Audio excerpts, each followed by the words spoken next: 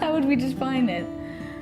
I don't know. I feel like we ebb and flow between different kinds of things depending, you know. We have close relationships with people, individually relationships.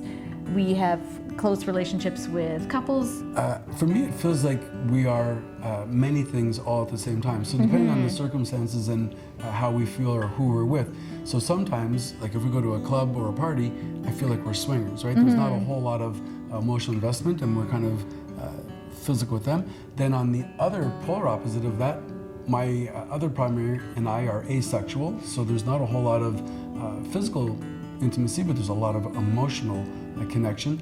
And then you and I, we fluctuate between being polyamorous, being in love with other people, very dear friends who we also profess our love for, and being open because we date other people as well. And so it's a whole spectrum of it. And I guess we kind of cherry pick, right? We take what we want and we leave the rest. So it works quite well. Yes. Changed a bit? Yeah, I think since we met each other, you can now say that you want an open relationship, but at the time, I don't think you could. No, I don't think so. So we just sort of met and had an attraction, and then it just kind of went from there. And I don't think we'd gotten to the point yet where you started telling me, like, don't fall in love with me. He was trying to kill me off right from the beginning.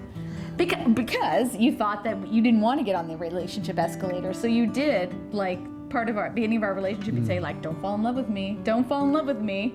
And I'd be like, okay. And I just stuck around.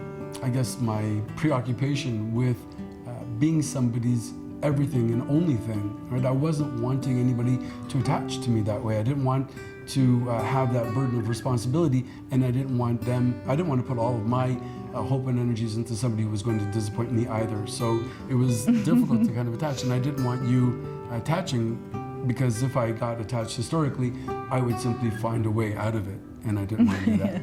I think I can survive attachments now much better than I did before, and I think a lot of that is the work that I've done with Tara, helping me to recognize that within myself. Working with other people on attachment theory really helps you to see it in yourself as well. So I've been able to make a lot of progress there, but it is a different style of attachment because there is no presumption that you're going to be this knight in shining armor and you're going to live happily ever and after forever and ever. And that was the part that really scared me. It was this, estimation that you're going to be around for everything in the future, and how would I know? Whereas now, it feels much more like an open relationship.